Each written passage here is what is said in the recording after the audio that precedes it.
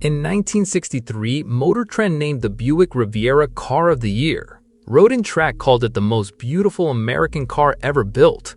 That same year, it outsold the Ford Thunderbird, Detroit's reigning personal luxury champion.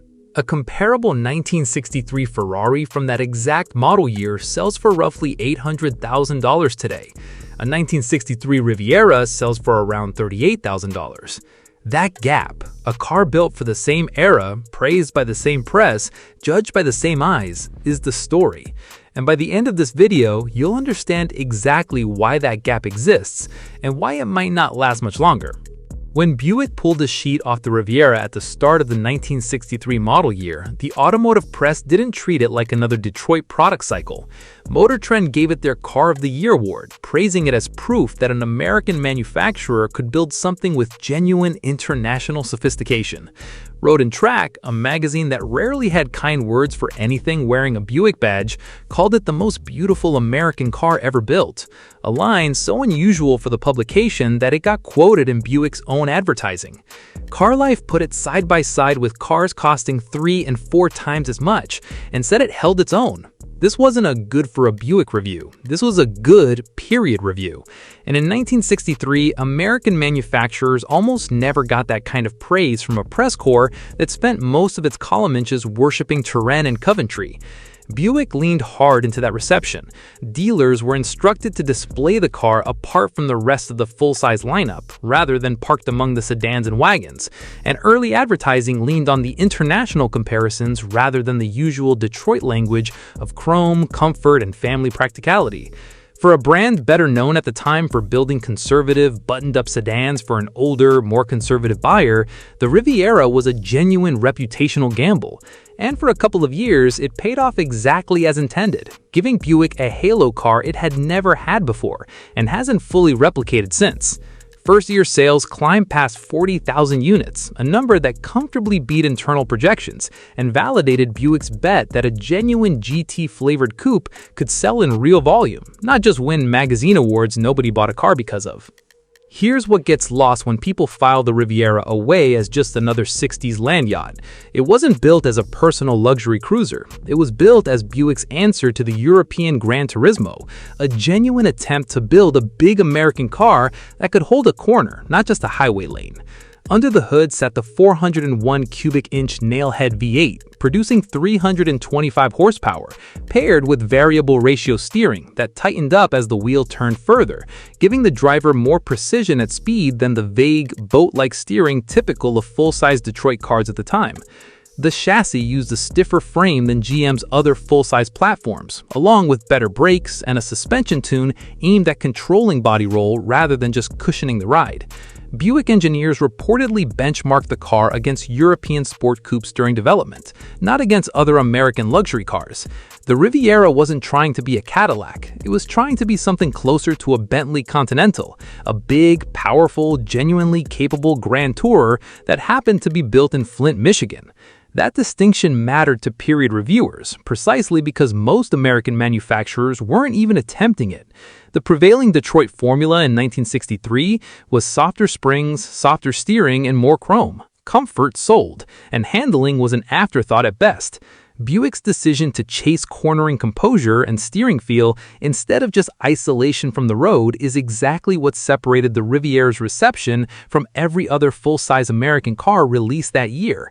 And it's the technical foundation the rest of this story rests on.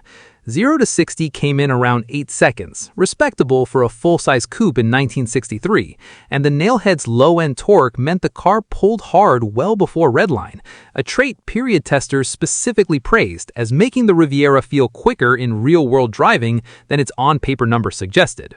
The man behind that vision was Bill Mitchell, GM's head of design, and the Riviera was as close as he ever got to building the car in his head with no compromises.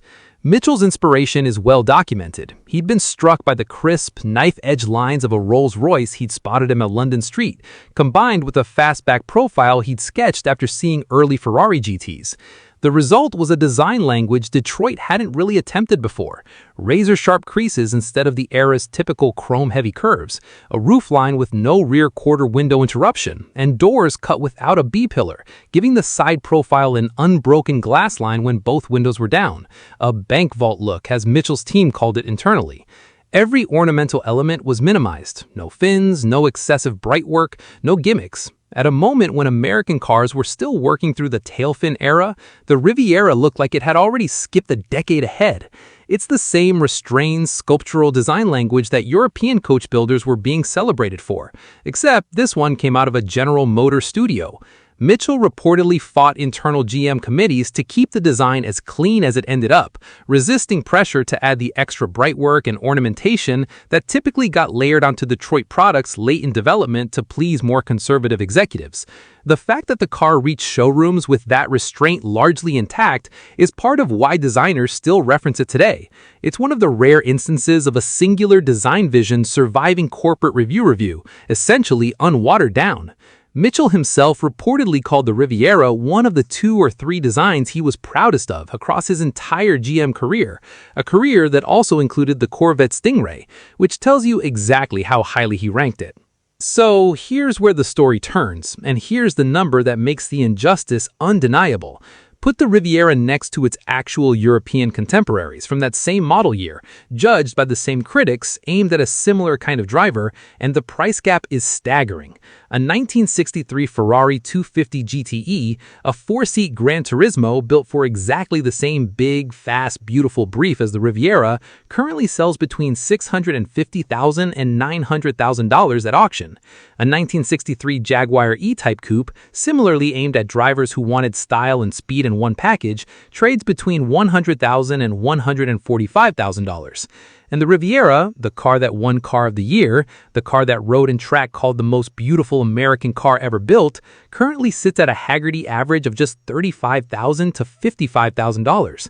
3 cars, 1 era, comparable ambition, wildly different outcomes. The Ferrari is worth roughly 20 times what the Riviera commands. Even the Jaguar, itself considered an attainable classic, is worth 2 to 3 times as much. Line the 3 up side by side on paper. Critical reception, design ambition, engineering intent, there's no obvious reason the spread should be this wide. The only variable that actually changes is the badge on the hood. Adjust the Riviera's original $4,333 base price for inflation, and it lands somewhere around $45,000 in today's dollars, meaning a well-kept example today can be bought for close to what it costs brand new, a pricing pattern almost unheard of among cars that earned this level of critical acclaim at launch. The uncomfortable truth is that very little of that gap comes down to engineering or design merit. It comes down to badge geography. European cars from this era carry a built-in cultural premium that American cars, even genuinely excellent ones, almost never receive. A bias baked into decades of auction house marketing, magazine greatest cars lists, and a collector culture that treats Italian and British badges as inherently more serious than Detroit ones.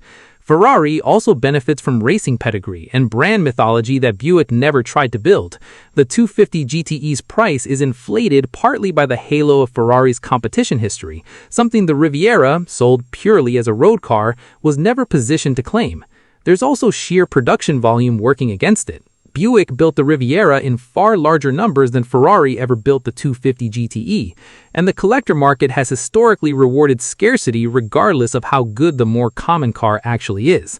None of that changes what the Riviera is mechanically, or how it drives. It changes what people are willing to pay for a badge. There's also a marketing dimension Buick never corrected. The Riviera has spent 60 years being filed under personal luxury car in most retrospective coverage, a category that also includes far softer, far less capable cars from later decades. Once a car gets sorted into the wrong shelf in the collective memory, it tends to get valued like everything else on that shelf, rather than judged on its own terms. And that's arguably done more damage to the Riviera's reputation than anything about the car itself. There's real evidence this is starting to correct itself. According to Haggerty's valuation data, Riviera values climbed roughly 28% between 2019 and 2024, a growth rate that outpaces plenty of far more celebrated American classics from the same decade. Part of that shift is generational. Buyers who grew up admiring the Riviera's design, rather than dismissing it as just an old Buick, are now the ones with real purchasing power in the classic car market. Specialty auctions have also started giving the Riviera more serious billing, presenting it alongside genuine sport coupes instead of lumping it in with generic full-size sedans from the era.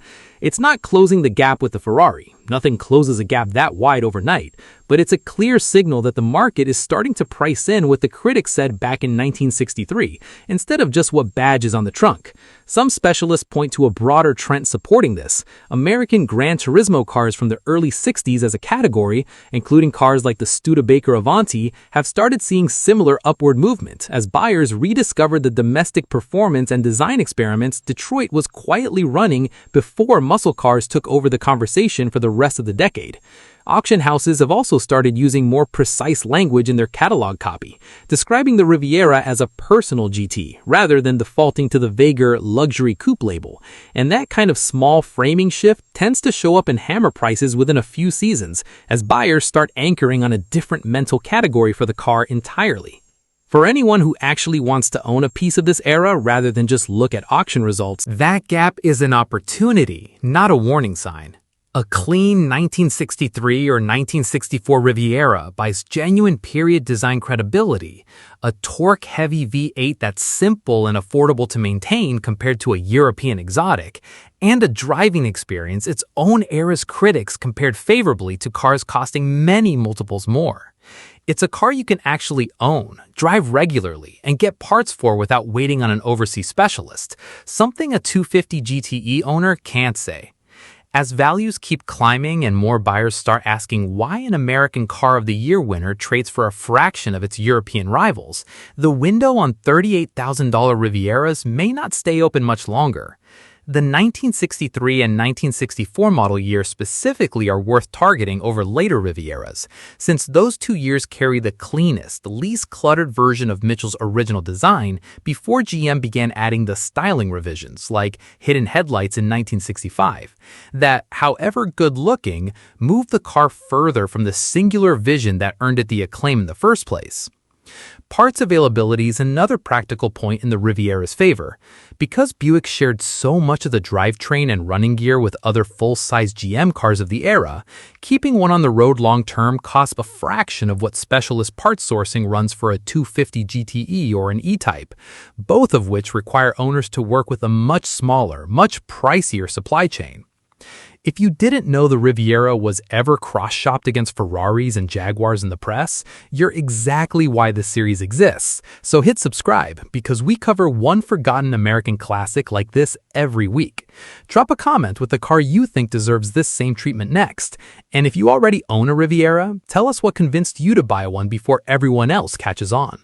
Share this with the one friend who still thinks American cars from this era can't hold their own against European classics, because the numbers say otherwise.